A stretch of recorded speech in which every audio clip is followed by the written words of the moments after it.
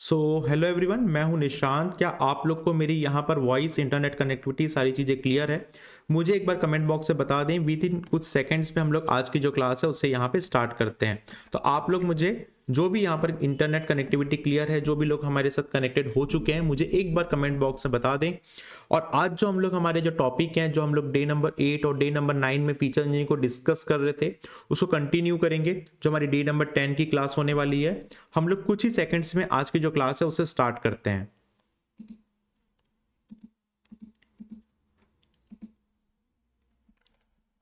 सो आप लोग मुझे एक बार क्लियर लिख दें कमेंट बॉक्स के अंदर जाकर, जो भी यहाँ पर लाइव मेरे साथ कनेक्ट हो चुके हैं, और भी स्टूडेंट्स जल्दी जल्दी हमारे साथ कनेक्टेड हो जाएं। उसके बाद हम लोग आज की जो क्लास है उसे स्टार्ट करेंगे। मैं आपको थोड़ा सा चीज़ें डिस्कस कर लेता हूँ क्लास स्टार्ट करने से पहले। डे नंबर 8 में मैंने आपको बताया था फीचर इंजीनियरिंग के बारे में। हम लोग डे नंबर 8 से स्टार्ट कर दिए। फीचर इंजीनियरिंग क्या होता है, फीचर इंजीनियरिंग के बेसिक फंडामेंटल्स हम लोगों ने डिस्कस किया। डे नंबर 9 में हम लोगों ने क्या किया, डे नंबर 9 के अंदर जाकर हम लोगों ने कैटेगरिकल वेरिएबल को कैसे इनकोड करते हैं उसको देखा। हम लोगों ने टाइप ऑफ कैटेगरिकल डेटा में काफी डेडिकेशन के साथ हम लोगों ने यहाँ पे टॉपिक को कवर किया, जो है हमारा ऑर्डिनल इनकोडिंग, लेबल इनकोडिंग और वन हॉट इनकोडिंग को। अब हम लोग डे नंबर 10 में आज जो फीचर इंजीनियरिंग का जो टॉपिक है उसको यहाँ पे कंटिन्यू करेंगे। तो काफी लोग यहाँ पे कनेक्ट हो चुके हैं और काफी लोगों ने यहाँ पर जो है कमेंट भी जो है यहाँ पे ड्रॉप कर दिया है। तो आज की क्लास को हम लोग यहाँ पर स्टार्ट करते हैं। देखिए, आज की जो क्लास है, हम लोग यहाँ पर जो पढ़ रहे हैं, जो टॉपिक अभी हम लोग कंटिन्यू कर रहे हैं, वो है हमारा फीचर इंजीनियरिंग का टॉपिक। इस टॉपिक के अंदर हम लोग जो कवर अप कर रहे हैं यहाँ पे, वो है हमारा फीचर ट्रांसफॉर्मेशन, जिसमें हम लोगों ने हैंडलिंग कैटेगरिकल वेरिएबल को देखा था हमारी डे नंबर 9 की क्लास में, लास्ट क्लास में। आज हमारा पूरा की पूरा जो टॉपिक है और पूरा की पूरा आज हमारा जो फोकस्ड होगा वो होगा हमारा मिसिंग वैल्यू पे। हम लोग क्या करेंगे आज जो है फीचर इंजीनियरिंग में, इस पे पूरा की पूरा एक टाइम देंगे और क्या क्या चीज हम लोग पढ़ने वाले हैं इसका मैं आपको यहाँ पे सारी चीजें जो है यहाँ पे आपको डिस्कस कर लूँ। उसके बाद हम लोग यहाँ पर आज के जो टॉपिक है उसे स्टार्ट करेंगे। देखिए, मिसिंग वैल्यू या मिसिंग डेटा की मैं बात करूं तो क्या होता है कि ना, कि हमारे प्रॉब्लम क्या है, मिसिंग डेटा से प्रॉब्लम क्या है। सबसे पहली बात तो ये चीज हम लोग डिस्कस कर लें। हमारे मशीन लर्निंग मॉडल के अंदर जब भी हम लोग किसी भी चीज में, किसी भी मशीन लर्निंग मॉडल में हम लोग फीचर इंजीनियरिंग अप्लाई करते हैं, तो उसमें हमारा सबसे बड़ा जो विलन होता है वो होता है हमारा मिसिंग डेटा। क्या होता है कि कभी भी किसी मशीन लर्निंग मॉडल में हम लोग कोई इनपुट डेटा देते हैं, तो उसमें जो हमारा प्रिडिक्शन मॉडल है या फिर हमारा आउटपुट मॉडल है, उसमें सारी की सारी चीजें सही होना चाहिए। ये पूरी की पूरी डिपेंड करती है हमारे इनपुट डेटा के ऊपर। ये चीज हमने पहले डिस्कस किया था। अब भाई इसी को प्रॉब्लम को सॉल्व करने के लिए हम लोग क्या यूज करते हैं, फीचर इंजीनियरिंग यूज करते हैं। तो हम लोग देखिए जो प्रॉब्लम यूज कर रहे हैं, ठीक है, जो प्रॉब्लम को हम लोग फेस कर रहे हैं, उसमें हमारे क्या क्या चीजें हो सकती है कि हम लोग कैसे एक डेटा को जो है हैंडल कर सकते हैं। तो यहां पर सबसे पहले ये चीज आपको पता होनी चाहिए, क्या, कि what are the problems with missing data. हम लोग क्या प्रॉब्लम फेस करने वाले मिसिंग डेटा के साथ। क्या होता है in the real world data, मतलब रियल वर्ल्ड डेटा में लॉट्स ऑफ मिसिंग वैल्यूज आपको मिलेंगी ही मिलेंगी। ऐसा कभी नहीं होगा कि किसी भी एक मशीन लर्निंग इंजीनियर को डेटा जो मिल रहा है उसमें कोई मिसिंग वैल्यू नहीं मिले, क्योंकि हमारे एप्लीकेशन के अंदर, हमारे वेब के अंदर जो भी हमारा डेटा जो है आते जाता है, उसमें कहीं ना कोई चीज, कोई ना कोई कॉलम, कोई ना कोई यहाँ पे रो जो है उसमें डेटा जो है वहां पे मिस होता है। ठीक है, तो उससे क्या होता है, जो हमारा जो रिकॉर्ड है, जो हमारा डेटा जो है उसमें हमारा फेलियर हो जाता है। और the handling of missing data is very important during the pre processing of the data set and many machine learning algorithm is not do not support missing value. तो यहाँ पे मशीन लर्निंग एल्गोरिथम को बिल्कुल भी हम लोग missing value नहीं देते हैं। अब भाई ये तो हम लोगों ने प्रॉब्लम स्टेटमेंट जान ली। अब इसको हैंडल करने के लिए क्या हम लोग यहाँ पे काम करते हैं, ये चीज हम लोग देखने वाले हैं फीचर इंजीनियरिंग के अंदर। तो आपको ये जो चीजें हैं क्लियर हो गई होगी। हम लोगों ने फीचर ट्रांसफॉर्मेशन में आज जो मिसिंग वैल्यू वाला जो सेक्शन है उसको हम लोग देख रहे हैं। कैटेगरिकल वेरिएबल वाला हम लोगों ने लास्ट लेक्चर में देखा था। अब यहां पर मैं आपको दो चीज बताना चाहता हूं। सबसे पहला, एक मैं आपको एग्जांपल्स के थ्रू यहां पे समझाता हूं, उसके बाद हम लोग आज की जो क्लास है उससे स्टार्ट करेंगे। हम लोग सबसे पहले तो अभी ये देखेंगे कि हम लोग पढ़ने क्या क्या वाले हैं। देखिए यहां पर ना, एक मान लीजिए आपके पास डेटा सेट है, इस पे ये आपका हो गया कॉलम नंबर 1, ये हो गया मेरा मान लीजिए कॉलम नंबर 2, ये हो गया मेरा मान लीजिए कॉलम नंबर 3, ये हो गया मेरा मान लीजिए कॉलम नंबर 4 एंड 5। ठीक है, ये मेरा कॉलम हो गया। ठीक है, अब कॉलम को क्या बोलेंगे हम लोग, यहाँ पे वेरिएबल बोलेंगे। ये क्या होगा, मेरे रोज हो गए। ठीक है, 1 2 यहाँ पे, और ये जो है मेरा यहाँ पर 3 हो गया। ये मेरे को मान लीजिए एक एज ए एग्जाम्पल कोई एक डेटा सेट मिला हुआ है। इस डेटा सेट में मैं क्या करूँगा, इस डेटा सेट में ये जो है आपके जो रो हैं, ये जो है आपके रो हैं और ये है आपके कॉलम, ठीक है। इस कॉलम को मैं क्या बोलता हूँ, इस कॉलम को हम लोग बोलते हैं वेरिएबल, ठीक है, और रो को हम लोग बोलते हैं ऑब्जर्वेशंस। अब इसमें क्या है, मान लीजिए यहाँ पर थर्ड नंबर वाला जो कॉलम है मेरा, इसमें कोई यहाँ पर एक वैल्यू जो है नहीं है, मान लीजिए यहाँ पे नेम नहीं है, ठीक है। फिर यहाँ पर मान लीजिए उसका ब्रांच हो गया, ठीक है, कॉलेज का डेटा मान लीजिए आपका, ये जो ब्रांच है वो है यहाँ पे, लेकिन यहाँ पर फिर एज जो है वापस से नहीं है।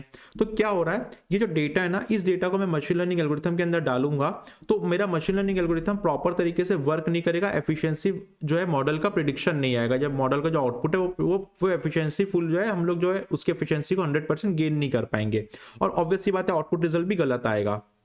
तो हम लोग क्या करेंगे, हम लोग ये करेंगे कि ये पूरे के पूरे डेटा को हटा देंगे, ठीक है।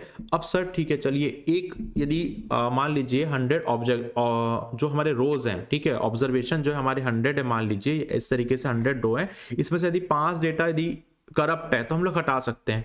लेकिन यदि बहुत बड़ा रो है और लगभग 80% डेटा यहाँ पे हट जा रहा है, तो हम लोग उसके लिए क्या करेंगे, उस कंडीशन के लिए क्या करेंगे, तो यहाँ पर आप यही काम करते हैं। देखिए मिसिंग वैल्यू को ना यहाँ पर हैंडल करने के लिए मेनली 2 वेज होते हैं, जिसके बारे में मैं भी आपके साथ जो है डिस्कस अच्छे से डिटेल में यहाँ पर आपको समझाता हूँ। आपको यहाँ पर जस्ट मिनट, मुझे यहाँ पर नोटपैड ओपन कर लेने दीजिए।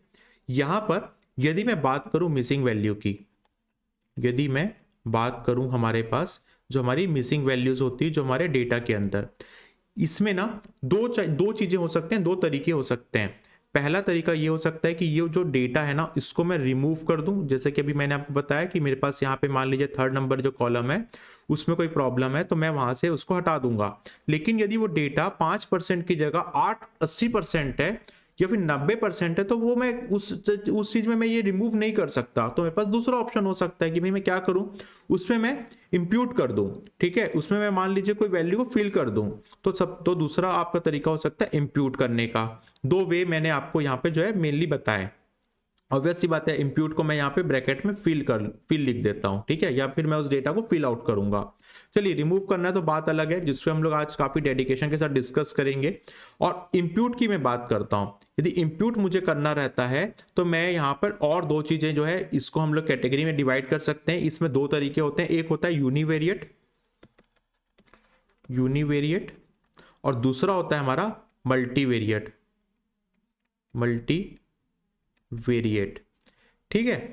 अब क्या होता है, जो यूनिवेरिएट होता है ना, इसमें 2 तरह के डेटा होते हैं हमारे। कौन कौन से डेटा होते हैं, एक होता है हमारा न्यूमेरिकल डेटा और एक होता है हमारा कैटेगरिकल डेटा। एक होता है हमारा न्यूमेरिकल डेटा, एक होता है हमारा कैटेगरिकल डेटा। और इस न्यूमेरिकल डेटा में यदि मुझे कोई वैल्यू डालना होगा तो मैं क्या करूंगा, मैं मान लीजिए मीन दे दूंगा, ठीक है, जैसे कि मान लीजिए 100 मेरे पास ऑब्जर्वेशन है, रो है, ठीक है, उसमें से यदि 5 मिसिंग है तो मैं क्या करूंगा, नॉर्मल जो बचे हुए 95 जो मेरे ऑब्जर्वेशंस हैं, उस ऑब्जर्वेशन में से मैं कोई एक मीन वैल्यू निकाल लूंगा, उससे मिलती जुलती, या मैं मीडियन वैल्यू निकाल लूंगा। इस तरीके से मैं इसको फिल आउट कर सकता हूं। तो बात हो गई हमारी मीन की और हमारे मीडियन की। आप लोग को ये थोड़ा अच्छे तरीके से क्लियर नहीं दिख रहा होगा राइटिंग पैड में, तो यहाँ पर मैं बता दूं ये मीन लिखा हुआ है, मीडियन लिखा हुआ है, या फिर मैं एक काम करता हूँ इसको एक बार फिर यहाँ से जो है लिख देता हूँ आप लोगों के लिए।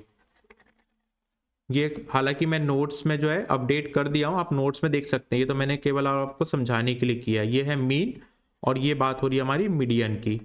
अब नेक्स्ट क्या हो सकता है, मीन मीडियम हो गया, या हो सकता है कि मैं कोई रैंडम वैल्यू डालूं, या हो सकता है रैंडम वैल्यू डालूं, या हो सकता है कि मैं यहां पर एक होता है आपका एंड ऑफ डिस्ट्रीब्यूशन, ईओडी जिसको बोलते हैं, मैं आगे चलकर आपको बताऊंगा, ये चीज मैं यूज करूं।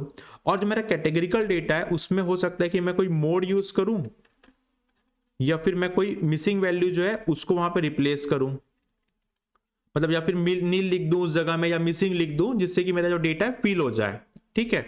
मल्टीवेरिएंट के अंदर क्या होता है, मल्टीवेरिएंट के अंदर होता है आपका KNN, जो अभी हम लोग आगे चल के पढ़ेंगे।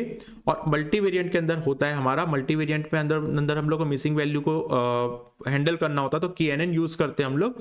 और एक होता है आपका इंटरवेरिएट, इसमें हम लोग क्या करते हैं, एक इंटरवेरिएट इंप्यूटर बोलते हैं इसको, ठीक है।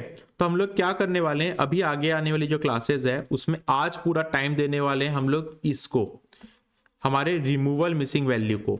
फिर हम लोग पूरा की पूरा टाइम देंगे हमारे यूनिवेरिएंट को, और यूनिवेरिएंट का ये जो पूरा सेक्शन है ना, ये हमारे साइकिट लर्न के अंदर, साइकिट लर्न जो हमारी लाइब्रेरी है उसके अंदर सिंपल इम्यूनेटर के नाम से जाना जाता है, सिंपल इम्यूनेटर, ठीक है, इसके नाम से जाना जाता है। तो हमारा जो नेक्स्ट मूव होगा हमारा ये होगा कि हम लोग सिंपल इम्यूनेटर जो है उसको यहाँ पे देखेंगे।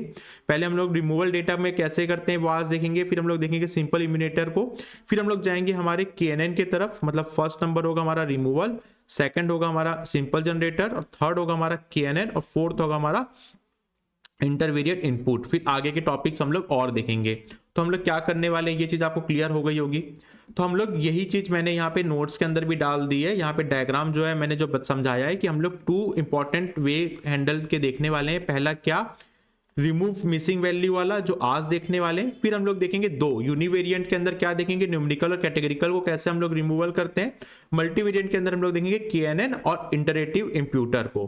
तो चलिए आज का जो टॉपिक है हम लोग उससे स्टार्ट करते हैं। फीचर इंजीनियरिंग के अंदर मिसिंग वैल्यू को हम लोग कैसे यहाँ पर रिमूव करते हैं। अब मैं एक नई चीज आपको बताने वाला हूं यहाँ पर, वो है CCA, कंप्लीट केस एनालिसिस।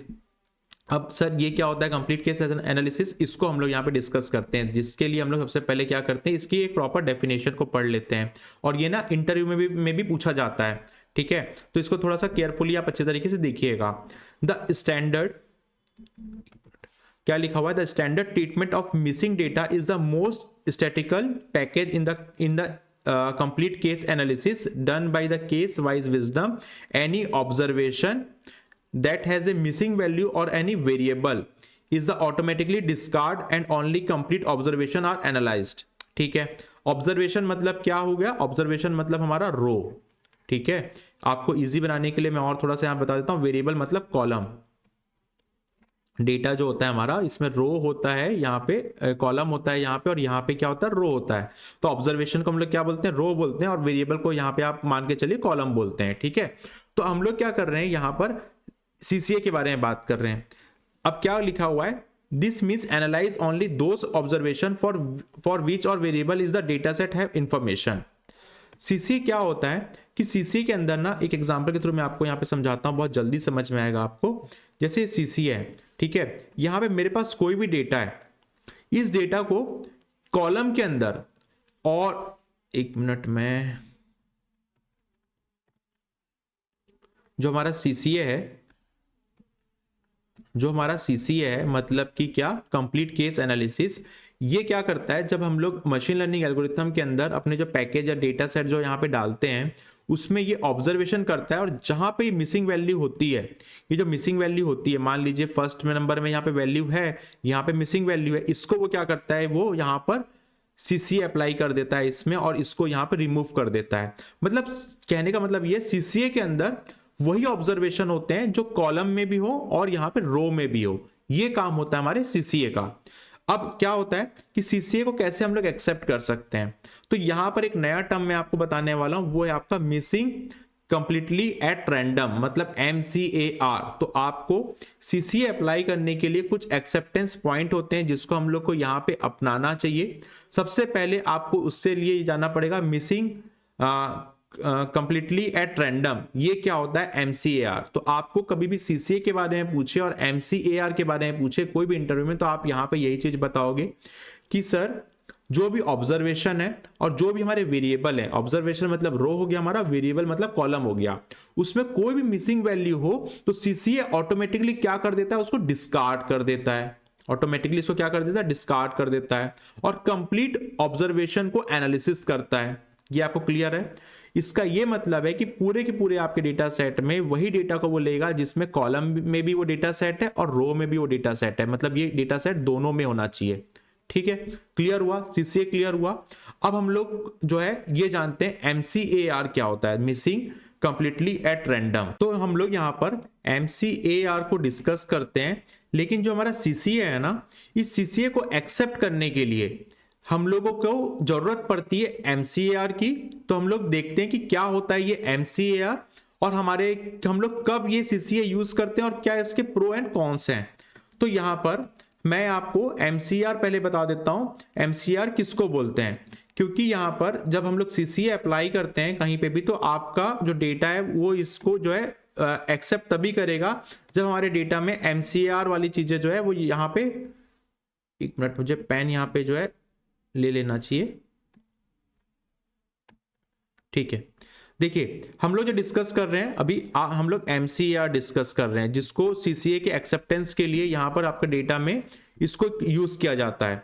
एक एग्जांपल मैं यदि आपको लूं तो इस एग्जांपल में आप देखेंगे कि आपके पास मान लीजिए कोई डेटा है, इस डेटा में आपके पास 1000 के आसपास मान लीजिए यहाँ पर जो है आपके ऑब्जर्वेशंस है, मतलब रो है, और केवल यहाँ पर आपके 4 कॉलम्स हैं।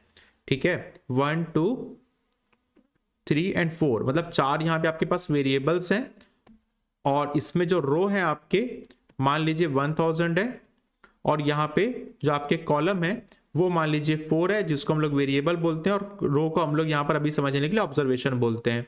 इस तरीके से हमारे पास कई सारा जो है डेटा है। अब यहाँ पर ये 1 हो गया, ये 2 हो गया, ऐसी रैंडम हम लोग यहाँ पर देखते हैं, तो यहाँ पे 1000 हो गया।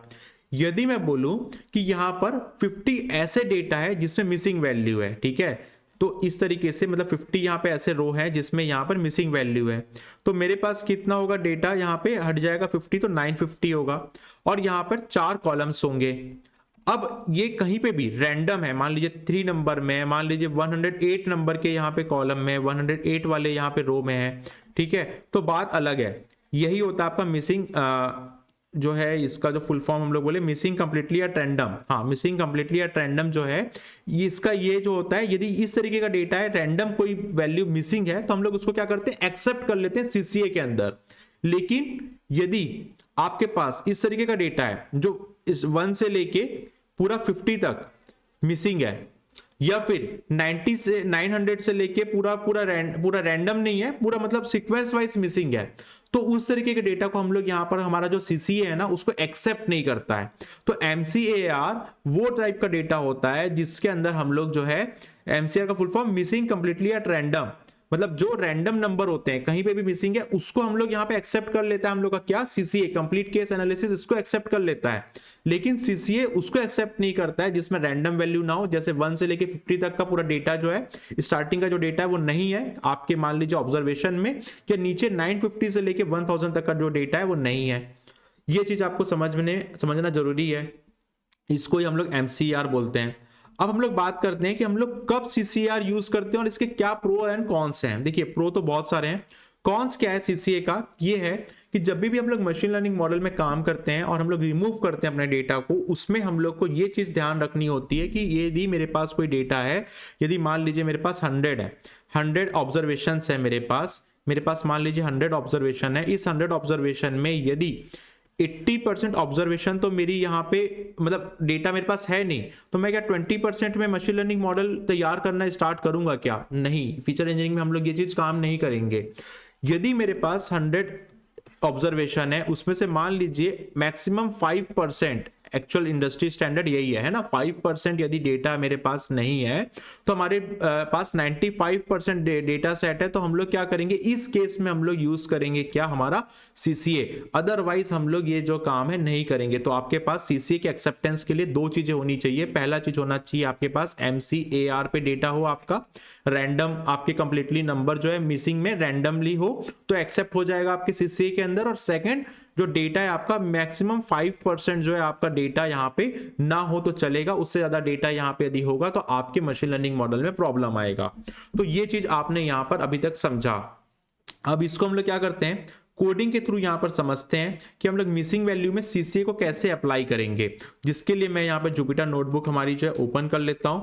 आप लोग को जिसको भी यहां पर कोई डाउट हो तो मुझे कमेंट बॉक्स में ड्रॉप कर सकते हैं, हम लोग यहां पर डाउट को भी डिस्कस करते हुए चलेंगे। मुझे नहीं लगता कि बहुत ज्यादा लोग को यहाँ पे डे नंबर 1 से लेकर डे नंबर 9 तक के कोई ऐसे टॉपिक हमने पढ़ा है जिसमें बहुत ज्यादा आपको डाउट होगा। यदि डाउट आता भी है आपको बीच में, तो आप क्या कर सकते हैं, उस लेक्चर को वापस से देखिए, कमेंट बॉक्स में आप अपने डाउट्स को ड्रॉप करिए, जिससे कि हमारे टीम मेंबर्स भी उसमें आपके जो है जवाब यहाँ पर दे सकें।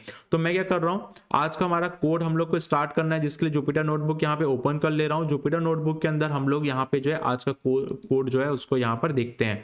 तो आप लोग भी मेरे साथ साथ यहाँ पर आज की जो क्लास है उसकी कोडिंग वाली जो फाइल है आपने भी जो बना के रखी होगी उसको यहाँ पे ओपन कर सकते हैं। और आज जो मैं आपको जो डेटा सेट यूज करने वाला हूँ वो भी मैं आपको बता दूं कि ये मैं आपको गिटहब में प्रोवाइड कर दूंगा। इसका लिंक आपको यूट्यूब में यदि आप वीडियो देख रहे हैं तो डिस्क्रिप्शन बॉक्स में मिल जाएगा। और पीडीएफ के लिए आप हमारा जो है ये जो पीडीएफ में जो नोट्स है जो मैं आपको प्रोवाइड कर रहा हूँ इसके लिए आप हमारे एंड्रॉइड एप्लीकेशन को जो है इंस्टॉल कर सकते हो या आप हमारे वेबसाइट में जाकर इस नोट्स को जो है डाउनलोड कर सकते हो। तो हम लोग क्या कर रहे हैं यहाँ पर, आज का हम लोग यहाँ पे कोड लिखते हैं और सीसीए को यहाँ पे समझते हैं।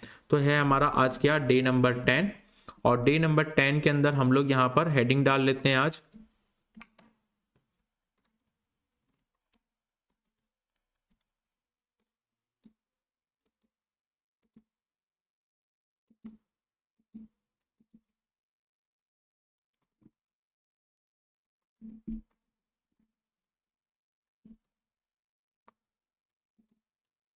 तो हम लोगों ने यहाँ पे हेडिंग डाल ली है और आज का जो क्लास है उसको हम लोग यहाँ पे स्टार्ट करते हैं। मैं एक काम करता हूँ, सबसे पहले ना आप लोगों को आज की क्लास स्टार्ट करने से पहले हमारा जो डेटा सेट है उसे यहाँ पर ओपन करके बताता हूँ। तो आप यहाँ पर देखिए ये है हमारा डेटा सेट। इस डेटा सेट में क्या हमारे पास वैल्यू है, ये जो डेटा सेट है ना इसमें डेटा साइंस की जॉब में जिसने भी अप्लाई किया है उसके कुछ यहाँ पे कॉलम्स हैं, वेरिएबल्स हैं और कुछ यहाँ पर उसके ऑब्जर्वेशन है। तो ये काफ़ी अच्छा डेटा सेट है। तो इस डेटा सेट को अभी हम लोग यहाँ पे यूज करने वाले हैं। हम लोग देखते हैं यहाँ पर कितने सारे हमारे पास जो है ऑब्जर्वेशंस है। मे बी शायद 19,159 158 के आसपास यहाँ पे जो है हमारे पास ऑब्जर्वेशंस है और यहाँ पर बहुत सारे यहाँ पे वेरिएबल्स भी है, लगभग 10 से ज़्यादा मुझे यहाँ पे शो हो ही रहा है। तो आपको मैं ये बता दूं कि इस तरीके का डेटा आपको जब मिलेगा, इस तरीके के डेटा में इस डेटा में खास बात यह है ना कि इस डेटा में कैटेगोरिकल वेरिएबल भी है और न्यूमेरिकल वेरिएबल भी है, इसलिए डेटा सेट मैंने यहाँ पे यूज किया है। तो चलिए हम लोग हमारे जो फाइल है जुपिटर नोटबुक जो है इसके अंदर हम लोग सबसे पहले लाइब्रेरी को इंपोर्ट करते हैं, उसके बाद हमारा जो ये जो डेटा सेट है उसको इंपोर्ट करते हैं। उसके बाद हम लोग देखते हैं कि इसमें कितने रोज है और कितने यहाँ पे कॉलम्स हैं।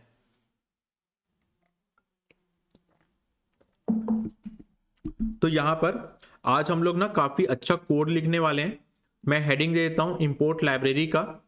आज हम लोग क्योंकि मैटप्लॉटलिब भी यूज करेंगे तो यहाँ पर आज हम लोग काफी सारी चीजें जो है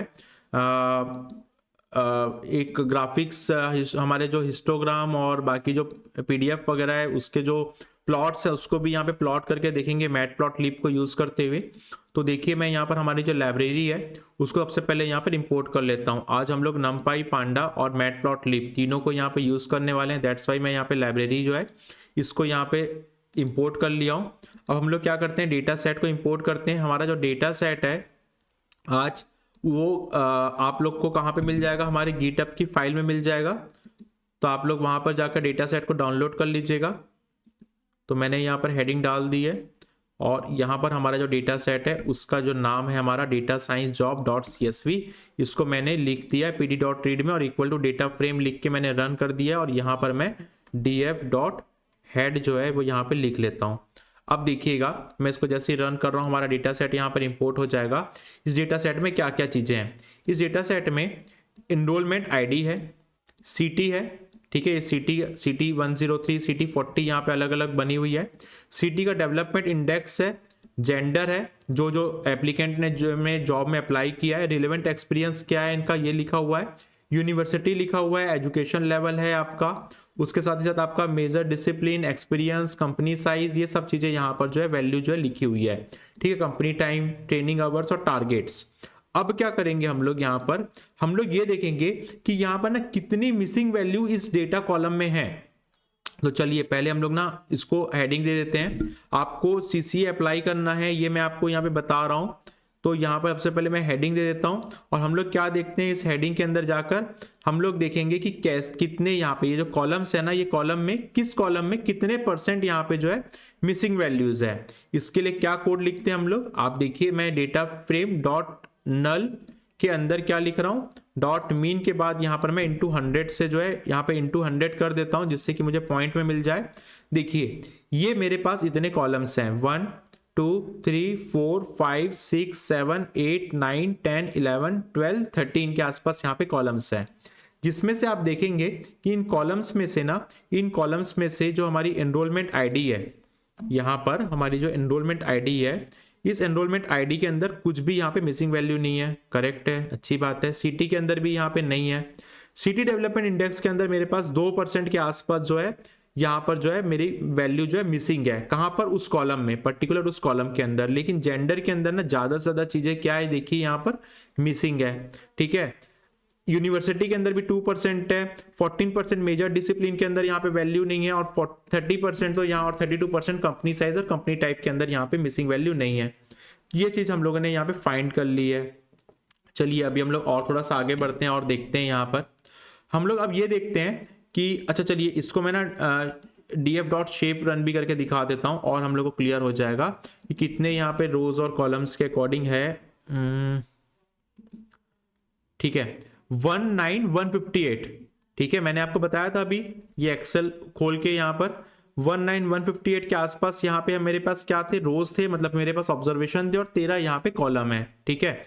ये हम लोग को क्लियर हो गया है। लेकिन हम लोग ये भी देख रहे हैं यहाँ पर कि कितनी सारी वैल्यू जो है यहाँ पर मिसिंग है। जेंडर के अंदर हो गया 30% हो गया, कंपनी टाइप के अंदर 32% हो गया। तो मुझे क्या पता चला, ये जो पूरे मेरे कॉलम है, इस कॉलम में किस सबसे ज्यादा कॉलम के अंदर मेरे पास मिसिंग वैल्यू है, ठीक है। अब हम लोग थोड़ा आगे बढ़ते हैं। अब मैंने आपको बताया था कि आपको वो कॉलम को सेलेक्ट नहीं करना है जिसपे आपका 5% से, आपको मैंने एग्जांपल बताया, आप उसको 3% भी ले सकते हैं, 4% भी ले सकते हैं, लेकिन मैं यहाँ पे 5% यूज कर रहा हूँ। अधिकतर इंडस्ट्री स्टैंडर्ड भी यही जो है काम करता है, ठीक है। तो मैं क्या करता हूँ, सेलेक्ट जो मेरा कॉलम है जो 5% से कम है, उसके लिए यहाँ पर हेडिंग डालता हूँ, और इसको हम लोग यहाँ पे सेलेक्ट करके देखते हैं। तो चलिए हम लोग फटाफट यहाँ पे इसका जो है हेडिंग दे देते हैं, और उसके बाद यहाँ पे कोड लिख लेते हैं। अब यहाँ पर मैं जो कोड लिख रहा हूँ उसके बाद देखिएगा यहाँ पे क्या फर्क आ रहा है, ठीक है। ये मैंने कोड लिखा, मैंने यहाँ पे क्या डाला, 0.05%। इसका ये मतलब है कि मैं 5% बिलो वाले को यहाँ पे देखना चाहता हूँ। 5% बिलो जैसे ही मैं रन करूंगा, आप देखिएगा यहाँ पर मुझे कॉलम्स बता दिया। सिटी डेवलपमेंट इंडेक्स 5% से कम है। आपका एनरोलमेंट यूनिवर्सिटी को आप देखिए, ये भी 5% से कम है। एजुकेशन लेवल आपका कितना है यहाँ पर, ये भी 5% से कम है, 2% के आसपास है, ठीक है। एक्सपीरियंस की हम लोग बात करें तो एक्सपीरियंस आपका 0.33 है। तो 5% से बिलो वाले जो कॉलम्स है उसको यहाँ पर हम लोगों ने ले लिया, जिसपे हम लोग क्या क्या अप्लाई करेंगे अपना, यहाँ पर हम लोग अप्लाई जो करेंगे हमारा CCA, ठीक है, कंप्लीट केस एनालिसिस को हम लोग यहाँ पर अप्लाई करेंगे। तो अब हम लोग क्या करते हैं, यहाँ पर मैं आपको सैंपल्स भी दिखा देता हूँ एक बार, इसके जो 5 कॉलम्स पे हम लोग काम करेंगे। यहाँ पर मैं इसको रन करता हूँ, देखिए ये जो कॉलम्स हैं इस पे हम लोग काम करेंगे। सिटी डेवलपमेंट इंडेक्स आप देखिए ये क्या न्यूमेरिकल वैल्यू है। एनरोल यूनिवर्सिटी और एजुकेशन लेवल, ये दोनों क्या है, कैटेगरिकल डेटा है। और एक्सपीरियंस और ट्रेनिंग आवर्स क्या है, वापस से न्यूमेरिकल डेटा है। तो यहां पर मेरे पास 3 न्यूमेरिकल डेटा है, यहां पर मेरे पास 3 न्यूमेरिकल डेटा है। दैट्स वाई मैंने कहा ना ये बहुत अच्छा डेटा सेट है इसको समझने के लिए। ये न्यूमेरिकल डेटा है, ये भी न्यूमेरिकल डेटा है, ये जो है मेरा न्यूमेरिकल डेटा है। और जो एनरोल यूनिवर्सिटी है और एजुकेशन लेवल है, ये दोनों मेरा क्या है, यहाँ पर कैटेगरिकल डेटा है, ठीक है। तो हम लोग इन 5 पे काम करेंगे। क्यों करेंगे, क्योंकि मैंने ऊपर में ये बताया कि 5% से कम जो है डेटा, उस पे हम लोग अपना क्या करेंगे, CCA अप्लाई करेंगे। और आपको इसी तरीके से आप चाहें तो 10% भी ले सकते हैं, जो भी आपका ड्रॉप रो है उसको दे सकते हैं। अब हम लोग देखते हैं, हमने अभी कॉलम की बात की, ठीक है, कॉलम्स हमने कौन कौन सा लेना है। अब हम लोग देखते हैं कि इसमें से कितने % हमारा जो है रो ड्रॉप हो रहा है, ठीक है। तो उसको कैसे कैलकुलेट करते हैं वो मैं आपको बता देता हूं। तो चलिए इसको मैं हम लोग यहाँ पे जो है हेडिंग डाल देते हैं, और यहाँ पे जाकर इसको देखते हैं कि कितना % यहाँ पे जो है मेरे पास डेटा बच रहा है, कितना डेटा मेरे पास यहाँ पे ड्रॉप हो जा रहा है। तो यहाँ पे हम लोग जाते हैं। इसके लिए मैं क्या करता हूँ, जो मेरा डेटा फ्रेम मैंने जो DF बनाया हुआ है ना, उसको यहाँ पे इसको डिवाइड कर दूंगा, लिख के ड्रॉप नहीं लिख के मैं यहाँ पे डिवाइड बाई, यहाँ पर डेटा फ्रेम को इसको जो है डिवाइड कर दूंगा। तो आप देखिए यहाँ पर 0.89% डेटा रो मेरे पास अभी भी है, ठीक है। 0.89 मतलब मान के चलिए मेरे पास 90% जो है मेरे पास डेटा अभी है। डेटा जो है मेरा करप्ट नहीं हुआ है, ड्रॉप नहीं हुआ है, ये बहुत अच्छी बात है। अब हम लोग और आगे बढ़ते हैं। अब क्या करते हैं हम लोग ना एक नया डेटा फ्रेम बनाएंगे। उसके बाद मैं आपको यहाँ पे दिखाता हूँ कि दोनों में क्या यहाँ पे डिफरेंस आ रहा है। यहाँ पर हम लोग क्या कर रहे हैं, एक नया डेटा फ्रेम बनाते हैं, और मैं यहाँ पे हेडिंग दे दूँ पहले, उसके बाद यहाँ पे कोड लिख लेते हैं जाके, new data frame equal to करके मैं क्या करता हूँ, जो मेरा ड्रॉप हुआ है, जो मेरा ये डेटा है ना 0.89%, इसको मैं df.shape और न्यू df.shape के नाम से यहाँ पे रन कराता हूँ। तो देखिए इतना ज़्यादा मेरे पास ज़्यादा कोई डिफरेंस नहीं आया है। मेरा 5 कॉलम है, आपने देखा 13 में से मेरे को क्या करना था, 5 पे काम करना था, क्योंकि 5% से कम मेरे को लेना था, तो 5 कॉलम वहां पे एग्जिस्ट कर रहे थे, ये मैंने कर लिया। लेकिन रो की मैं बात करूं तो रो में 19,158 के आसपास जो मेरे रो थे, उसमें से मेरे पास बहुत ज्यादा ऑब्जर्वेशन अभी बचे हुए हैं, 17,182, ठीक है, और 19,158 जो है मेरे यहां पर पहले थे, तो बहुत ज्यादा मेरा ड्रॉप नहीं हुआ है, ठीक है। और मैंने जो है कॉलम को यहां पे शॉर्ट कर लिया, किसके अकॉर्डिंग, 5% के अकॉर्डिंग। चलिए अब हम लोग क्या करते हैं, और थोड़ा सा आगे बढ़ते हैं।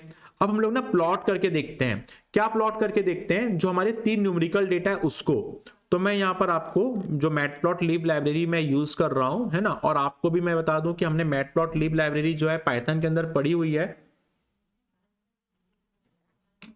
30 डेज ऑफ पाइथन में आपको इसके बारे में बताया गया है। तो मैटप्लॉटलिब और पाइथन पढ़ने के बाद ही आपको मशीन लर्निंग में आना चाहिए, जिससे कि आपको मशीन लर्निंग काफी इजी लगे। तो मैटप्लॉटलिब जो है हमारी, उस पे हम लोग क्या करेंगे, आज जो हमारे जो 5 टोटल कॉलम्स हैं, उस 5 कॉलम में हम लोग 2 कॉलम जो है उसको यहाँ पर यूज करेंगे। 2 कॉलम जो है हमारे कैटेगरिकल कॉलम है, और यहाँ पे 3 कॉलम्स है हमारे कौन से, न्यूमेरिकल कॉलम्स। मैं एक बार आपको यहाँ पे शो कर देता हूं।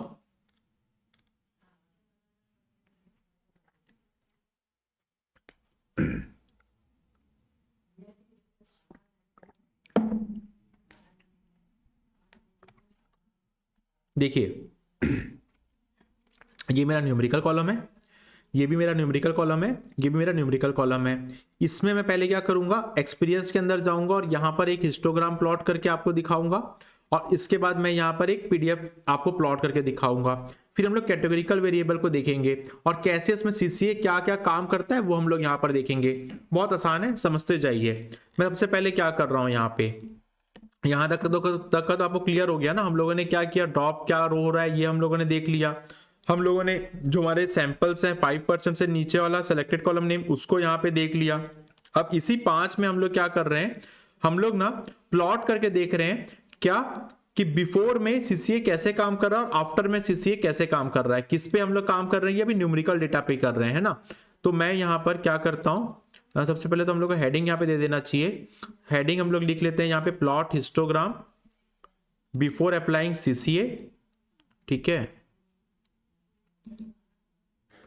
बिफोर अप्लाइंग तो नहीं, सीसीए ही हम लोग को लिखना चाहिए यहाँ पे, अप्लाइंग सीसीए, क्योंकि दोनों ये हिस्टोग्राम जो है प्लॉट करके अभी आपको दिखाएगा। किस पे हम लोग कर रहे हैं,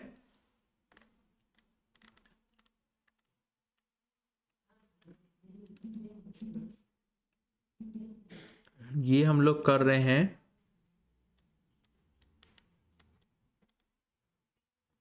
अच्छा ठीक है। अभी हम लोग हिस्टोग्राम को एक प्लॉट करते हैं हमारे न्यूमेरिकल डेटा पे। उसके बाद हम लोग यहाँ पे करेंगे इसे, हाँ ट्रेनिंग अवर्स पे करेंगे, ओके ठीक है। देखिए मैं एक बार आपको थोड़ा सा रिकॉल कर दूं,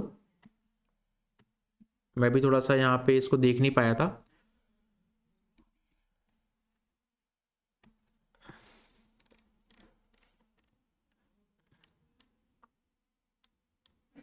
नहीं ठीक है,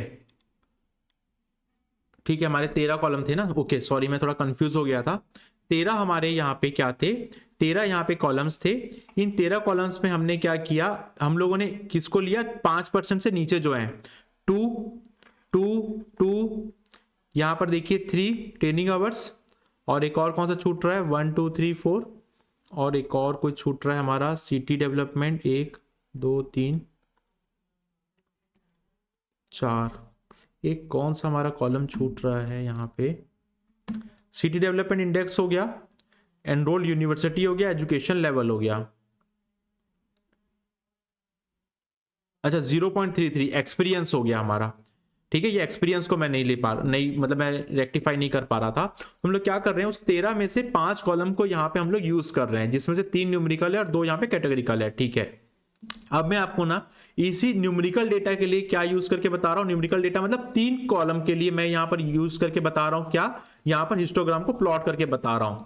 देखिए जैसे ही मैं इसको रन करूंगा यहाँ पे मैटप्लॉटलिब के अंदर, तो मेरे को तीनों के लिए एक हिस्टोग्राम बना के यहाँ पे मेरा मैटप्लॉटलिब जो है यहाँ पे दे दिया है। किसके लिए दे दिया है, यहाँ पर एक्सपीरियंस के लिए दे दिया है, सिटी डेवलपमेंट इंडेक्स के लिए दे दिया है, और एक हमारा ट्रेनिंग अवर्स होगा, ये आपका ट्रेनिंग अवर्स के लिए यहाँ पे मेरे पास क्या बन गया, हिस्टोग्राम बन गया है। ये मैंने यहाँ पे रन करके देख लिया। अब मैं क्या करूंगा, ये हिस्टोग्राम क्या हुआ, इस हिस्टोग्राम से बहुत ज्यादा क्लियर नहीं हो रहा है मेरा, ठीक है, सीसीए कैसे और कहां पे अप्लाई हो रहा है। मैं इंडिविजुअली एक एक का यहाँ पर हिस्टोग्राम जो है आपको रन करके जो है दिखाता हूं। तो सबसे पहले हम लोग क्या करते हैं, हिस्टोग्राम हम लोग यहाँ पे रन करते हैं, हमारे ट्रेनिंग अवर्स का प्लॉट करते हैं हमारे हिस्टोग्राम को, और देखते हैं यहाँ पर क्या सीसीए अप्लाई करने के बाद और पहले और बाद में क्या चीज यहाँ पे हो रहा है। तो मैं यहाँ पर जो है इसको हेडिंग डाल देता हूं, और उसके बाद हम लोग यहाँ पे कोड लिख लेते हैं। मैं यहाँ पे जाके अब जो इसका जो हिस्टोग्राम है ट्रेनिंग आवर्स का, इसका यहाँ पे जाके जो कोड है उसको यहाँ पे लिख लेता हूँ। आप देखिए ये जो कोड है ना काफी बड़ा बड़ा कोड है, टाइप करोगे तो बहुत टाइम लगेगा। नोट से आप भी देख लीजिएगा, यहाँ पे कमेंट लिखा हुआ है। एक्चुअली मैंने डेटा जो है ये आपका जो डेटा सेट आज हम लोग यूज कर रहे हैं ना कैगल से लिया हुआ है, तो यहाँ पर इसका कमेंट मैंने रहने दिया है, कमेंट को आप पढ़ सकते हैं। यहाँ पर आप देखिए क्या कलर जो है वो 2 तरीके का हम लोग यूज कर रहे हैं, रेड और ग्रीन। जो मेरा ट्रेनिंग आवर्स का जो मेरा वेरिएबल है ना, उस ट्रेनिंग आवर्स के वेरिएबल में आप देखिए मैंने एक डेटा फ्रेम बनाया और एक नया डेटा फ्रेम df डॉट बनाया, ठीक है।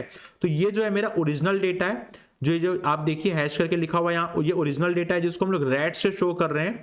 और ये मेरा कौन सा डेटा है, ये वो डेटा है ट्रेनिंग आवर्स का जिसमें हम लोग सीसीए अप्लाई कर रहे हैं, ठीक है, जिसमें हम लोग क्या कर रहे हैं, आफ्टर डेटा आफ्टर सीसीए, ठीक है। तो क्या होगा, जो हमारा डेटा है एक बार रन करके देखो, आपको समझ में आ जाएगा, क्योंकि कलर मैंने यहाँ पे रेड और ग्रीन दिया हुआ है। ग्रीन वो है जो आफ्टर सीसीए वाला है, और रेड वो है जो ओरिजिनल डेटा है, ठीक है। देखिए मैं रन करता हूं, यहाँ पे आपको ना ये अभी ग्रीन ग्रीन दिख रहा है। मेरे को मैग्नीफायर ओपन कर लेना चाहिए और आपको अच्छे तरीके से जूम करके ये दिखाना चाहिए। ये क्या हो रहा है, मेरा जो पुराना डेटा है ना रेड कलर का है, ठीक है, उसके ऊपर ये ना ओवरलैप हो रहा है। देखिए मैं जब इसको मैग्नीफाई करूंगा मेरे पेज को, देखिए यहाँ पे थोड़ा सा रेड दिख रहा है, यहाँ पे नीचे ग्रीन दिख रहा है। तो ये क्या हुआ है, ओवरलैप हुआ है, पहले रेड आया है उसके ऊपर में ग्रीन हमारा को जो है यहाँ पे शो हो रहा है। इसका ये मतलब है कि हम लोग इस जो डेटा सेट है इसमें सीसी अप्लाई कर रहे हैं, तो बहुत ज्यादा यहाँ पे फर्क नहीं पड़ रहा है, ठीक है। इसको हम लोग अपने मशीन लर्निंग मॉडल में दे सकते हैं, इस डेटा का जो इनपुट है वो हम लोग यहाँ पर दे सकते हैं। ये बात हुई किसकी, ट्रेनिंग आवर्स की। इससे मैंने हिस्टोग्राम आपको प्लॉट करके बताया। चलिए इसी ट्रेनिंग आवर्स पे मैं क्या यहाँ पे प्लॉट करके आपको बताता हूँ। यहाँ पर मैं आपको पीडीएफ मतलब प्लॉट करके बताता हूँ प्रोबेबिलिटी डेंसिटी फंक्शन, ठीक है, ट्रेनिंग आवर्स में। और ये सब चीज हम लोगों ने पढ़ा हुआ है अपने पाइथन के अंदर, जब हम लोग मैटप्लॉटलिब वगैरह पढ़ते हैं ना, तब हम लोग ये जो चीजें हैं वो कवर कर लेते हैं। जो भी नहीं पढ़े होंगे थोड़ा इसको देख लीजिएगा, कोई नया चीज नहीं है ये।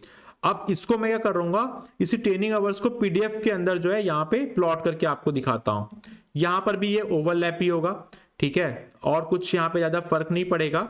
लेकिन आपको ये चीज पता चल जाएगा कि बिफोर सीसीए, आप देखिए यहाँ पर ये ओरिजिनल डेटा है जो हम लोग यहाँ पे दे रहे हैं, जो डेटा फ्रेम के अंदर मैंने रखा हुआ है, और जो न्यू डेटा है वो मैं न्यू डीएफ के अंदर डाल के रखा हुआ हूँ, जो वो डेटा है जब हम लोग सीसीए अप्लाई कर रहे हैं तब। तो यहाँ पर देखते हैं सीसीए अप्लाई करने के बाद क्या डिफरेंस आ रहा है। यहाँ पर भी क्योंकि ये बहुत बड़ा डिफरेंस नहीं है, तो ये भी आपका इसी तरीके से बनेगा। एक बार हम लोग यहाँ पर देख लेते हैं इसको रन करके। ये देखिए ये भी ओवरलैप हुआ है, मैग्नीफायर से मैं आपको जूम करके दिखा देता हूं। ये भी ना रेड के ऊपर देखिए, बहुत एकदम आराम से ध्यान से आप देखेंगे तब आपको दिखेगा एकदम पॉइंट टू पॉइंट उसके ऊपर जो है यहाँ पर रेड के ऊपर ग्रीन जो लाइंस है ना वो चली है, ठीक है। ये प्लॉट जरूर हुआ है, रेड के ऊपर यहाँ पे ग्रीन लाइन जो है वो चली हुई है। इसका ये मतलब है कि सीसीए अप्लाई होने के बाद हम लोग जो है वो जो हमारा पुराना डेटा है और बाद वाला जो डेटा है वो दोनों को हम लोग यहाँ पर क्या कर रहे हैं, यूज कर पा रहे हैं। अब हम लोग क्या करेंगे, ये हम लोगों ने दोनों प्लॉट किया, किसके लिए प्लॉट किया, ये दोनों हम लोगों ने हमारे ट्रेनिंग आवर्स के लिए किया। हमारे पास कितने न्यूमेरिकल डेटा थे हमारे पास और भी न्यूमेरिकल डेटा जो थे और 2 थे, उसको भी हम लोग करके देखेंगे। ट्रेनिंग आवर्स में बहुत ज्यादा डिफरेंस नहीं आया है, तो बहुत ज्यादा ओवरलैप जो है नहीं दिखा है। ये हम लोग ट्रेनिंग आवर्स की बात कर लिए। ये देखिए ये जो है हम लोग ट्रेनिंग आवर्स की बात कर लिए। अब बचा हमारे पास क्या है, एक एक्सपीरियंस बचा और एक हमारे पास सिटी डेवलपमेंट इंडेक्स बचा है। चलिए इसको हम लोग जो है प्लॉट करके देखते हैं, एक बार हिस्टोग्राम से प्लॉट करते हैं और एक बार हमारे पीडीएफ के थ्रू प्लॉट करते हैं। तो हम लोग जाकर सबसे पहले यहाँ पर हेडिंग डाल लेते हैं। हेडिंग हम लोग क्या डालेंगे, यहाँ पर प्लॉट हिस्टोग्राम का सिटी डेवलपमेंट का करने वाले हैं, तो यहाँ पर हम लोग हेडिंग डाल लेते हैं। तो मैं यहाँ पर हेडिंग डाल दूं और इसको यहाँ पे एक बार रन करा लेते हैं। अब जो हमारा हिस्टोग्राम है, ठीक है, उसको प्लॉट कर रहे हैं हम लोग किस न्यूमेरिकल डेटा के लिए, सिटी डेवलपमेंट के लिए। तो ये मेरा सिटी डेवलपमेंट है ना, ये मेरा ट्रेनिंग आवर्स हो गया, ये है सिटी डेवलपमेंट इंडेक्स। इस जो हमारा जो कॉलम है वेरिएबल जो है उसके लिए हम लोग यहाँ पर जो है प्लॉट कर रहे हैं। अब क्या करूंगा, मैं यहाँ पे कोड लिखता हूँ, हिस्टोग्राम को प्लॉट करते हैं और हम लोग यहाँ पर देखते हैं कोड वही है, कोई बहुत यहाँ पे बड़ा सा कोड देख के आप थोड़ा सा घबराइएगा मत। ये जो कोड है इसमें आप देखिए ये चीजें हम लोग पढ़ चुके हैं ना, ये हम लोग जो कोड वगैरह देख रहे हैं ना, ये मैं आपको इसलिए इतना ज्यादा डिटेल में एक्सप्लेन नहीं कर रहा हूँ या टाइप नहीं कर रहा हूँ, क्योंकि हम लोग मैटप्लॉटलिब जब पढ़ते हैं तो ये सब चीजें हम लोग यहाँ पर देख लेते हैं। तो देखिए जो हमारा ये ओरिजिनल डेटा है उसका जो कलर है यहाँ पे रेड कलर से है, और जब हम लोग सीसी अप्लाई कर लेते हैं तो इसका जो है ग्रीन कलर से है। और मैं यहाँ पर इसको रन करता हूँ और हम लोग देखते हैं दोनों में क्या यहाँ पे सीसी अप्लाई होने के बाद क्या यहाँ पे डिफरेंस आ रहा है। यहाँ पर भी बहुत ज्यादा माइन्यूट है एकदम, आपको देखिए ये देखिए बहुत ज्यादा माइन्यूट है, क्योंकि हमने वही डेटा सेट लिया हुआ है ना सीसीए वाला जिसके अंदर 5% से कम है। देखिए यहाँ पर थोड़ा सा रेड ज्यादा दिख रहा है, मतलब पुराना जो डेटा है वो यहाँ पर ड्रॉप हो जा रहा है, मतलब जो रेड वाला जो सेक्शन है वो नहीं आ रहा है। तो ये कैसे प्लॉट हुआ है, पहले रेड हुआ है उसके ऊपर हमारा ग्रीन हुआ है, दैट्स वाई हम लोग को रेड ऊपर थोड़ा थोड़ा जो है यहाँ पर शो हो रहा है। चलिए ये हम लोगों ने इस कॉलम में भी देख लिया, ठीक है, इस मतलब इस सिटी डेवलपमेंट में भी देख लिया। अब हम लोग सिटी डेवलपमेंट में क्या देखते हैं, सिटी डेवलपमेंट में हम लोग प्लॉट करके देखते हैं पीडीएफ प्लॉट को भी। तो चलिए मैं यहाँ पे हेडिंग डाल लेता हूं और उसके बाद हम लोग इसको जो है रन कर लेते हैं। ये सब कोड आप यदि टाइम बचाना चाहें ना तो पीडीएफ से ही कॉपी कर लीजिएगा आप भी, उससे क्या है आपका बहुत ज़्यादा टाइम बच जाएगा, बार बार एक ही कोड को यहाँ पे लिखना नहीं पड़ेगा। और जो चाहते हैं कि हम लोग को प्रैक्टिस हो तो आप मल्टीपल टाइम कोड को लिख के भी प्रैक्टिस करो, बहुत अच्छी आपकी प्रैक्टिस भी हो जाएगी। चलिए हम लोग सिटी डेवलपमेंट का जो प्लॉट है पीडीएफ प्लॉट उसको भी यहाँ पे देखते हैं। देखिए ये थोड़ा सा ना आया है, ठीक है, इसके पहले तो एकदम जो लास्ट वाला जो हमारा प्लॉट था, लास्ट वाले जो एक मिनट मैग्नीफायर ओपन कर लेता हूँ, लास्ट वाले हमारे जो वेरिएबल का था उसमें तो एकदम ऊपर टू ऊपर गया है। यहाँ पर देखिए इस पीडीएफ प्लॉट में यहाँ पर आपको दिख रहा है रेड के ऊपर नीचे ग्रीन जो है ओवरलैप यहाँ पे एकदम ज्यादा क्लियर टू क्लियर नहीं हुआ है, ठीक है। तो यहाँ पर भी आप देखिए सीसी अप्लाई होने के बाद भी जो है एकदम माइनर सा डिफरेंस आ रहा है। हम लोग मिसिंग वैल्यू को कैसे हम लोग सीसी अप्लाई करने के बाद क्या क्या चेंजेस हो रहे हैं वो हम लोग यहाँ पर देख रहे हैं। अब क्या करते हैं हम लोग, अब हम लोग ना हिस्टोग्राम को ना एक्सपीरियंस के लिए प्लॉट करते हैं। मैंने आपको 3 कॉलम्स बताए हैं, एक हमने सीडीआई के अंदर कर लिया, मतलब कंप्लीट डेवलपमेंट इंडेक्स के अंदर कर लिया, ट्रेनिंग आवर्स के अंदर कर लिया, एक्सपीरियंस के अंदर करेंगे। और आपको पता है एक्सपीरियंस बहुत कम है, एक्सपीरियंस में तो 0.33% है। देखिए एक्सपीरियंस में 0.33% का यहाँ पे है, तो ये एकदम एग्जैक्ट सीसी अप्लाई करने के बाद भी एकदम एग्जैक्ट ही रहेगा, है ना। तो एक बार चलो इसको नोटिस कर लेंगे हम लोग। तो मैं क्या करता हूँ एक्सपीरियंस के लिए प्लॉट करता हूँ हिस्टोग्राम को, तो हेडिंग यहाँ पे डाल लेता हूँ, यहाँ पर हम लोग जाके हेडिंग डाल लेते हैं और हेडिंग को यहाँ पे रन कर लेते हैं। और ये जो फाइल है ये मैं आपको प्रोवाइड भी कर देता हूँ क्लास के बाद, जिसमें मैं अभी कोड लिख रहा हूँ पाइथन की, इसको भी आप हमारे एप्लीकेशन में जाके जो है और या गिटहब में जाके जो है इसको आप ले सकते हैं। देखिए यहाँ पर भी थोड़े बहुत जो है आए हैं वैल्यू, रेड के ऊपर यहाँ पे ग्रीन जो है ओवरलैप हुआ है, मतलब सीसीए अप्लाई होने के बाद, ये आपका सीसीए अप्लाई होने के बाद जो है यहाँ पर इतना माइनर सा चेंजेस आया है, ठीक है। देखिए ये आपका सीसीए अप्लाई हुआ है, डेटा आफ्टर सीसीए क्या है आपका ग्रीन कलर से और रेड कलर से हमारा क्या है, स्टार्टिंग से हम लोग यही चीज लेते हुए चल रहे हैं। अब क्या करते हैं, एक और चीज बचा हुआ है उसको भी कर ही लेते हैं हम लोग, फिर हमारे जो कैटेगरिकल है उसको देखेंगे। न्यूमेरिकल डेटा तो आपने यहाँ पे समझ गए हो कैसे सीसीए अप्लाई हो रहा है न्यूमेरिकल डेटा पे,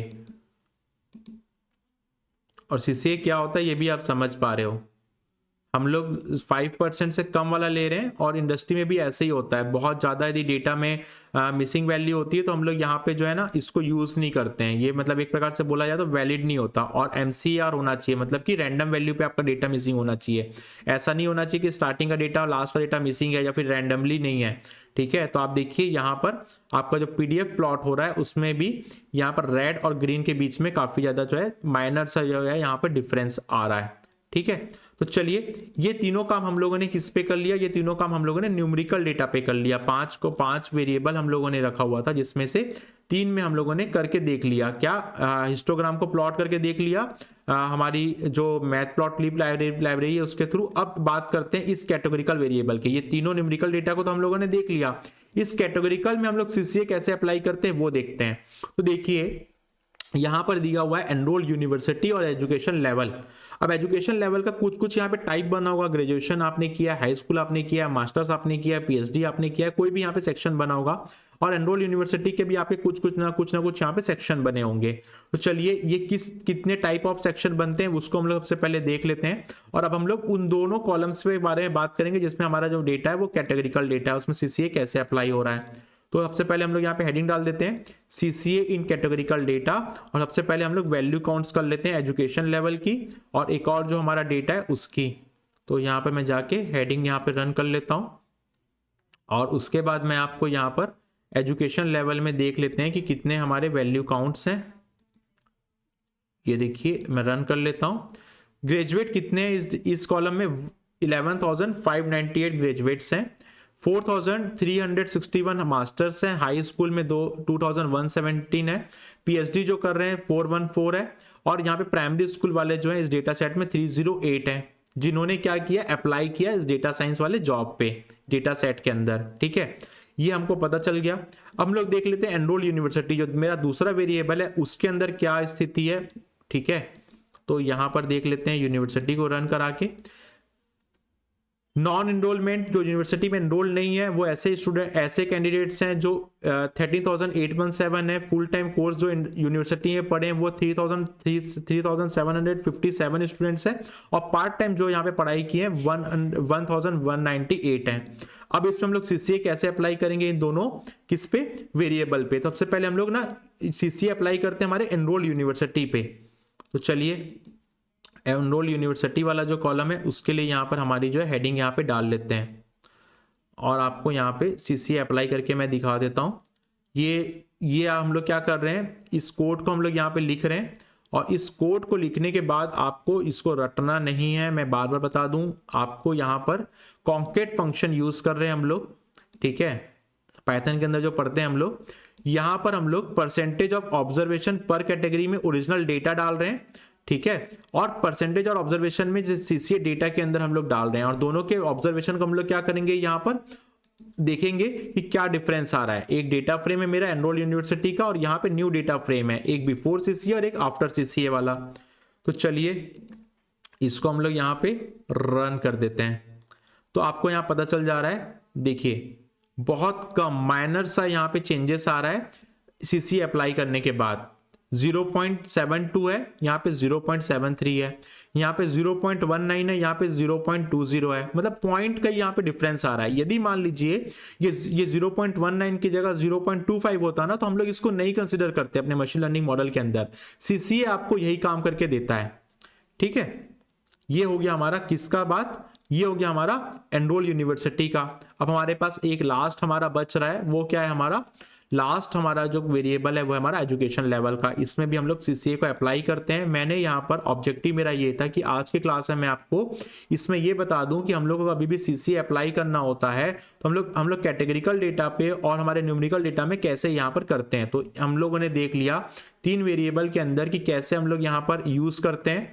हमारे प्लॉट को रन करके देखते हैं CCA अप्लाई करने के बाद और पहले क्या डिफरेंस आता है, और यहाँ पर अभी हम लोग एजुकेशन लेवल वाला जो है इसको भी यहाँ पर रन कर लेते हैं, और कैटेगरिकल वाला जो सेक्शन है उसको भी यहाँ पर देख लेते हैं। तो आप देखिए ग्रेजुएट ओरिजिनल के अंदर क्या हुआ है, ग्रेजुएट ओरिजिनल के अंदर 0.06 है, 0.60 है, और सीसीए के अंदर 0.61 है, बहुत माइनर सा है, ठीक है। इस पॉइंट को हम लोग क्या करते हैं, कंसीडर कर लेते हैं हमारे किस पे, रिमूव करके हमारे डेटा पे सीसीए अप्लाई करके हमारे मशीन लर्निंग मॉडल को हम लोग दे देते हैं। तो इस तरीके से हम लोग यहाँ पर समझ पाए हैं आज की क्लास में, एक बार मैं कंक्लूड करूँ तो आज की क्लास में हम लोग समझ पाए हैं कि हम लोग जो फीचर इंजीनियरिंग देख रहे हैं, जिसमें हम लोग फीचर इंजीनियरिंग अप्लाई करते हैं, उसमें सीसीए क्या होता है, रिमूव मिसिंग वैल्यू के लिए, कंप्लीट केस एनालिसिस, और हम लोग किस कंडीशन में उसको यूज कर सकते हैं वो भी मैंने आपको बताया। MCAR मतलब कि मिसिंग कंप्लीटली एट रैंडम की स्टेज में जब होगा तब हम लोग उसको एक्सेप्ट करता है। सीसीए हमारा जो डेटा से हमारा जो मशीन लर्निंग एल्गोरिथम है वो, और हमारा 5% से कम जब डेटा होता है उसमें हम लोग जो है सीसीए यूज कर सकते हैं। हम लोगों ने समझा MCAR क्या है, और हम लोगों ने यहाँ पर एक डेटा सेट छोटा सा उठाया जो मैंने कैगल से लिया हुआ था। उस डेटा सेट में हम लोगों ने देखा कि हमारे टोटल 13 कॉलम्स में से हम 5 कॉलम्स को शॉर्ट करते हैं, 5% से कम लेते हैं, और उस पर हम लोग तीन न्यूमेरिकल कॉलम पे और 2 कैटेगोरिकल कॉलम पे हम लोग सीसीए के बिफोर क्या होता है और आफ्टर क्या होता है ये हम लोग यहाँ पर इसको रन करके देखते हैं।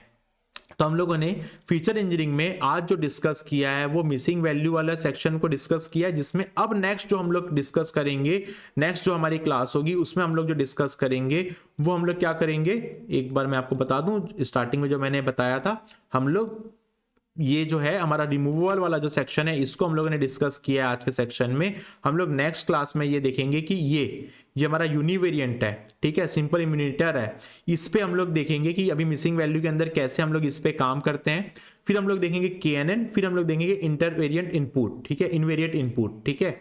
तो यहाँ पर इस नोट्स को आप देखिए, हम लोग यहीं से नेक्स्ट क्लास स्टार्ट करेंगे। आज हम लोगों ने delete row with missing value, remove missing value के साथ हम लोग कैसे करते हैं वो हम लोगों ने समझ लिया। हम लोग नेक्स्ट देखेंगे यूनिवेरिएंट के अंदर हम लोग न्यूमेरिकल और कैटेगोरिकल डेटा को कैसे रिमूव करते हैं, और मल्टीवेरिएट के अंदर हम लोग KNN और इंटरेक्टिव इम्यूनेटर को कैसे यहाँ पर यूज करते हैं। तो हमारी नेक्स्ट क्लास में हम लोग आगे के टॉपिक को यहाँ पे कंप्लीट करेंगे। तो आज हम लोग आज की क्लास को यहाँ पर स्टॉप करते हैं पढ़ना, लेकिन आज की क्लास में हम लोगों ने क्यूरियस डेटा माइंड के अंदर काफी अच्छी एक यहाँ पर केस स्टडी डाली हुई है जो है यहाँ पर आप लोग के लिए काफी खास। तो एक काम करते हैं, हम लोग एक छोटा सा हम लोग यहाँ पे डिस्कशन कर लेते हैं डेटा स्टोरी टेलिंग का, देन हमारी आज की क्लास को हम लोग यहाँ पर एंड करेंगे। तो मुझे एक बार ना कमेंट बॉक्स में बता दो कि क्या आप लोग को डे 1 से लेके डे 10 तक कोई भी प्रॉब्लम है, तो हम लोग आगे आने वाले लेक्चर में हम लोग इसको कंप्लीट करेंगे। हम लोग अभी जो पढ़ रहे हैं फीचर इंजीनियरिंग पढ़ रहे हैं, आप जब स्टार्टिंग से देखते हुए आ रहे हो तो आप machine learning development life cycle को समझते हुए आ रहे हो, आप पूरे के पूरे मशीन लर्निंग में के मॉडल तक पहुंचने के जो स्टेप्स होते हैं उसको फॉलो करते हुए आ रहे हो। हमने EDA देख लिया है, हम अभी फीचर इंजीनियरिंग को स्टार्ट कर दिया और फीचर इंजीनियरिंग के अंदर के जो टॉपिक्स है उसको हम लोग यहाँ पे पढ़ रहे हैं। तो मुझे पास आपके पास कोई भी डाउट है यहाँ पे तो कमेंट बॉक्स में आप मुझे ड्रॉप कर सकते हो।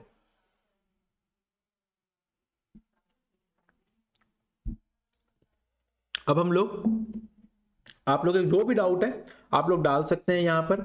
जैसे मेरे पास यहाँ पर एक डाउट रेज हुआ है कि एक मिनट मैं देख लूं कहीं मैंने गलत तो नहीं लिखा था।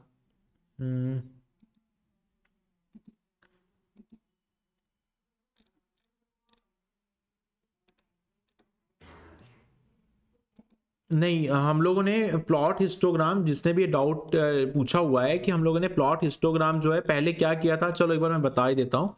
हम लोगों ने ये जो प्लॉट हिस्टोग्राम जो मैंने बताया था ना आपको, ये हम लोगों ने किसके लिए यूज किया था, पूरे न्यूमेरिकल डेटा के लिए थे। हमारे पास न्यूमेरिकल डेटा कितने थे, 3 थे, डेवलपमेंट साइकिल था, एक्सपीरियंस था, ट्रेनिंग आवर्स था, इन तीनों के लिए हम लोगों ने यूज किया था। फिर हम लोगों ने इंडिविजुअली किया, ठीक है। आपको कंफ्यूजन होगा तो क्लास के बाद फिर से इस वीडियो को देखिएगा। ट्रेनिंग आवर्स के अंदर हम लोगों ने प्लॉट हिस्टोग्राम रन किया, फिर उसके बाद हम लोग ने PDF रन किया, ठीक है, ट्रेनिंग आवर्स वाले वेरिएबल के लिए। फिर हम लोगों ने यही काम दोनों काम किया, सिटी डेवलपमेंट के लिए और किसके लिए किया, एक्सपीरियंस के लिए किया। फिर हम लोगों ने कैटेगरिकल वेरिएबल को किया। हम लोगों ने तीनों को एक साथ नहीं किया है ना, तीनों को एक साथ सिर्फ हम लोगों ने देखा था। तो चलिए हम लोग आज का जो हमारा डेटा क्यूरियस माइंड है इसको हम लोग डिस्कस करते हैं। और आज मैं आप लोग को कोई भी केस स्टडी नहीं बताने वाला हूं, आज मैं आपको यहां पर काफी अच्छी एक इंटरेस्टिंग स्टोरी बताने वाला हूं जो है DJ पाटिल सर की। तो चलिए एक बार आपको ना इनका विकिपीडिया पेज ओपन कर दूं। ये ग्रेट मैथमेटिशियन है जिसके बारे में मुझे लगता है कि हर एक डेटा साइंटिस्ट को जो है आज की डेट में जानना चाहिए और इनसे इंस्पायर होना चाहिए। तो देखिए यहाँ पर हम लोग डीजे पाटिल सर की बात करते हैं ना, तो आप लोग के मन में कोई भी डाउट हो कि मैं नॉन आईटी बैकग्राउंड से हूँ, क्या मैं डेटा साइंस की फील्ड में आगे बढ़ सकता हूँ, क्या मैं मैथमेटिक्स में मेरा जो है यहाँ पर बहुत अच्छा कमांड नहीं है, तो क्या मैं डेटा साइंस की तरफ आगे बढ़ सकता हूँ। तो यहाँ पर आप जैसे जो भी आपके जो डाउट्स हैं, इस तरीके के डाउट्स के लिए ये एग्जाम्पल बहुत अच्छा है जो है डीजे पाटिल सर का। चलिए इसके बारे में आज के सेशन में मैंने रखा हुआ है कि आपको ये चीज पता चले। तो मैं आपको ये बता दूं कि जो डीजे पाटिल सर हैं, सबसे पहले ये है कौन, ठीक है, इनका बैकग्राउंड क्या रहा है। तो डीजे पाटिल सर जो है 1994 3 अगस्त को इनका जन्म हुआ। ये अमेरिका के ग्रेट मैथमेटिशियन और कंप्यूटर साइंटिस्ट है। वर्ल्ड के टॉप नॉच डेटा साइंटिस्ट के अंदर इनको गिना जाता है। अब आप सोच रहे होंगे कि सर डेटा साइंटिस्ट है और टॉप नॉच है तो इनकी स्टडी बहुत अच्छी होगी, ये बहुत अच्छे मैथमेटिक्स में होंगे। नहीं, जब बराक ओबामा व्हाइट हाउस में प्रेसिडेंट बने थे, उनको पूरे यूएसए का मतलब पूरे की पूरे कंट्री में हम लोग देखा जाए तो सबसे ज्यादा ताकतवर देश में जो सबसे टॉप में आते हैं उसमें है हमारे चीफ डेटा साइंटिस्ट जो है, उनको अपॉइंट किया था किसने, बराक ओबामा ने, व्हाइट हाउस का।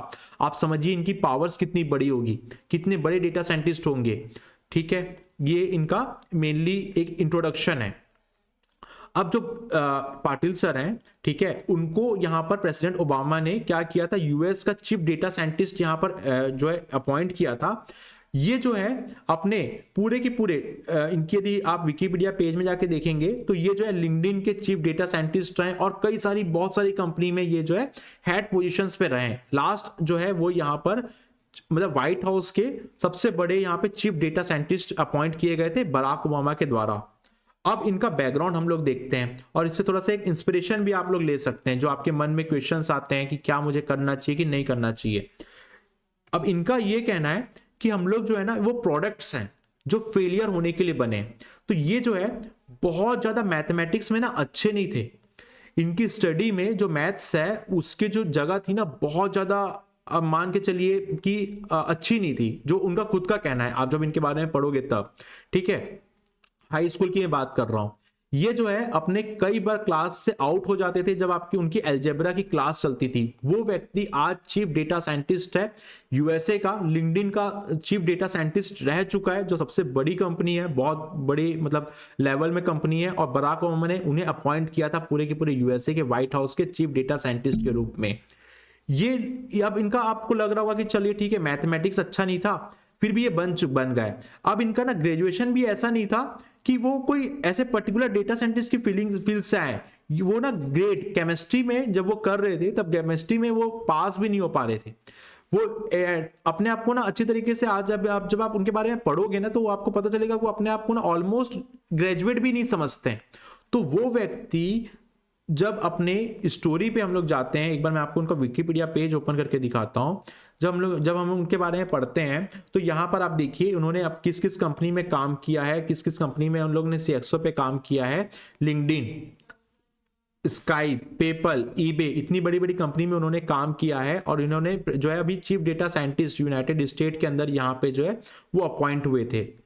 अब आप इनके बारे में जानेंगे ना तो ये वो व्यक्ति हैं जिनका मैथमेटिक्स अच्छा नहीं था, ठीक है। ये वो व्यक्ति हैं जो बोलते हैं कि मैं अच्छी तरीके से ग्रेजुएट भी नहीं हूं, मुझे केमिस्ट्री में तो ऐसे ही पास किया गया था, नहीं तो मैं फेल हो जाता, ग्रेजुएट भी नहीं होता, राइट। वो व्यक्ति जब उनको एक फील हुआ कि यार नहीं अब लाइफ में बहुत ज्यादा रिजेक्शंस मिल गए हैं, मुझे डेटा साइंस की तरफ जाना चाहिए, और जब उन्होंने पढ़ना स्टार्ट किया तो उनको इतना ज्यादा इंटरेस्ट आया कि वो आज इतने बड़े लेवल तक जा पाए हैं।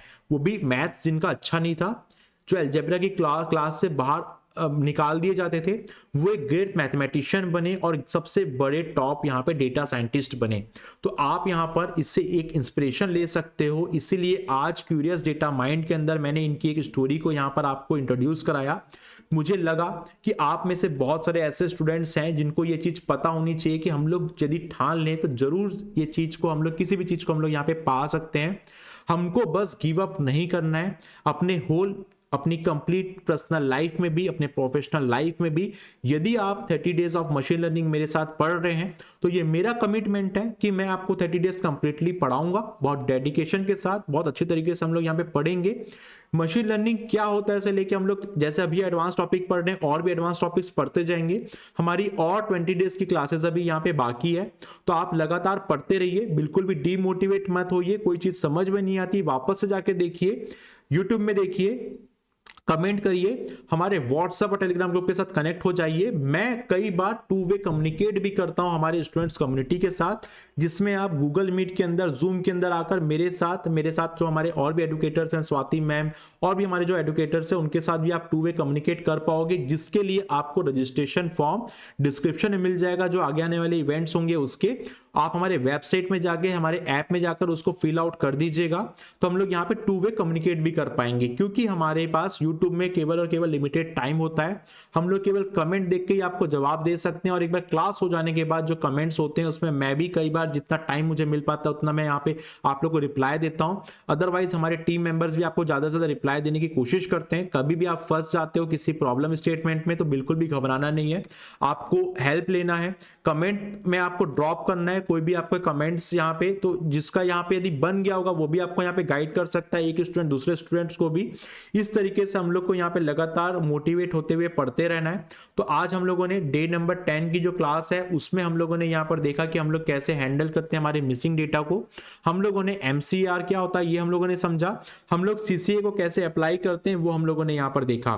तो हमारी डे नंबर 11 की क्लास में हम लोग मिलेंगे, तब तक के लिए आप बने रहिए इंडस्ट्रीज हेल्पिंग हैंड्स के साथ। हम लोग मिलते हैं हमारे नेक्स्ट क्लास में।